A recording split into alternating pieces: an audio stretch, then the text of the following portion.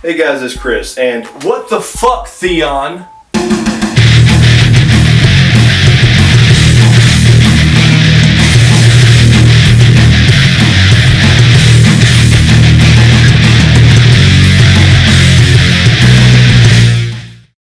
so today we're going to be doing Game of Thrones Season 5, Episode 6, Ramsey's Cock in a Box.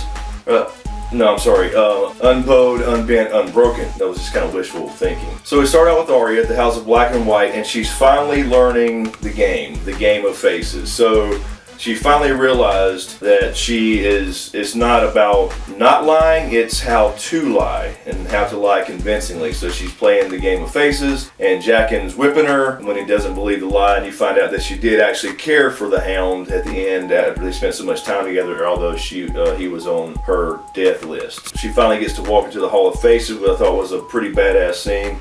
Where you literally see thousands of faces, like a 30 or 40 foot ceiling, just walls and walls of faces, and they literally put these faces on. So it's not magic. I mean, Jaqen makes it look like magic when you saw him in season 4, but it's actually putting on faces, and somehow they're able to obtain the facial structure of becoming another person. So you heard him say that a girl is not ready to become no one, but a girl is ready to become someone else. So that to me is implying that she's ready for a mission. Because once Jaqen had seen Arya talking to that little girl and talked her into dying by essentially lying to her and telling her drinking from the well healed her, he knew she was ready. Another big takeaway is Jorah and Tyrion continuing their travels, and then Jorah finding out that his father is dead. He knew he was Lord Commander of the Night's Watch at the Wall, but he had no idea, obviously, being over in Essos, that the Lord Commander of the Night's Watch had been killed. He was especially pissed off that it happened by mutiny by his own men. That was kind of a neat little connection there. And now we see that Tyrion and Jorah are now captured by slavers. So they're unwillingly getting a quicker ride to Slaver's Bay, which is closer to Daenerys, which is their goal anyway. But Tyrion, once again using his wit, saved his own life because they were going to cut his throat and deliver his privates to a trader, because apparently in this world there are cock merchants.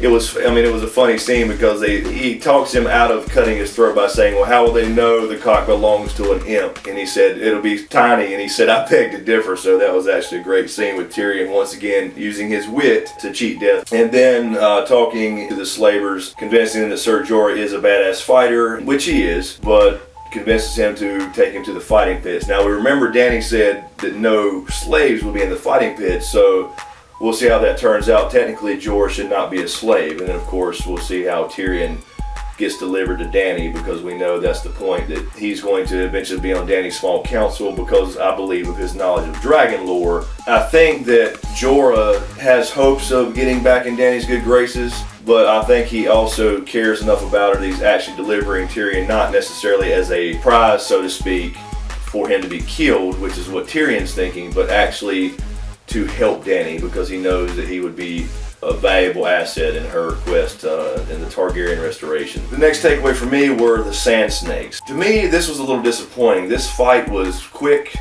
and not that great. I mean, the fight scene itself, as short as it was okay, I guess, but they're supposed to be badass, and this is their big mission, was to take off in the gardens, in the water garden, and kidnap Marcella, and then Jamie and Bron just happen to be there at the right time and get in a big fight, and then they all get arrested by the Dornish guard. That was very underwhelming for me as far as the badassery of the sand snakes. I mean, you got to take into account, I guess, that Bron and Jamie are both badass fighters themselves, but Jamie literally has one hand, and the other one he just now accidentally learned to use as a tool. It was a little disappointing to see this short fight and then they just get captured. The other question though I thought about was, they made a point of showing Bron get cut, so I'm wondering if he got poisoned there. That's the only thing I was concerned about. We know that their father, Prince Oberyn, used poison against the mountain on his spear, and so it just makes me wonder if there was poison on that spear.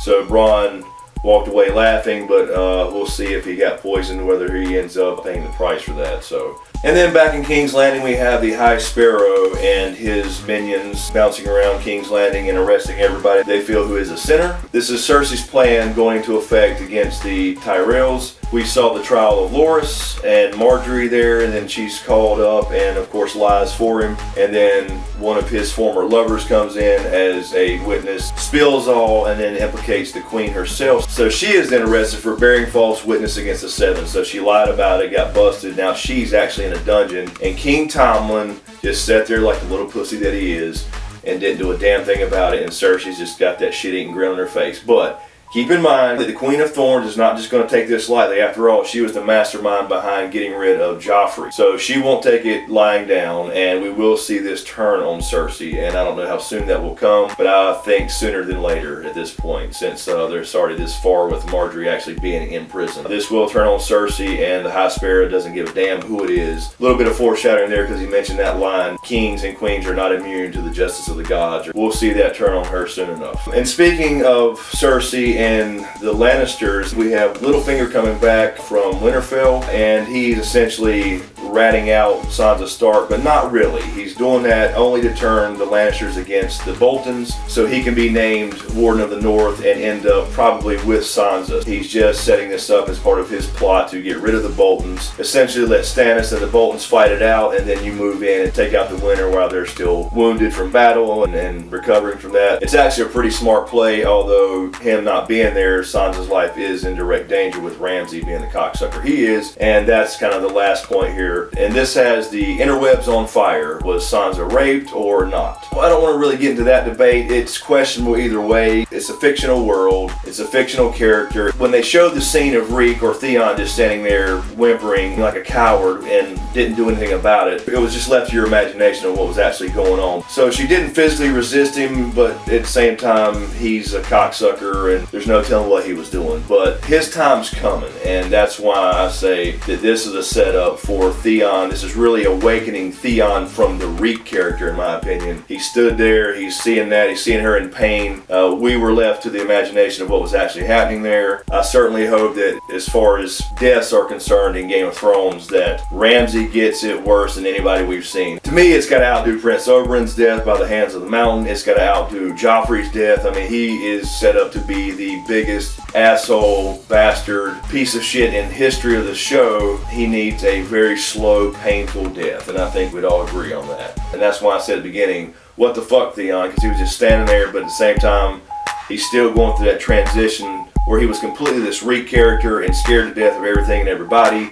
But then meeting Sansa back in Winterfell is bringing back memories and feelings and that type of thing. So I think you're going to see this set up to come back and bite Ramsey and the Boltons right in the ass. Anyway, I'm going to keep this short and sweet, so let me know what you guys think of this episode. I know the internet's on fire about the Sansa scene. To me, it was really no different than Dany's first scene with Drogo in season 1 when she got married to him. So yeah, click here for my last video on the episode 5 review, and click here for the episode 7 preview that I just posted last night.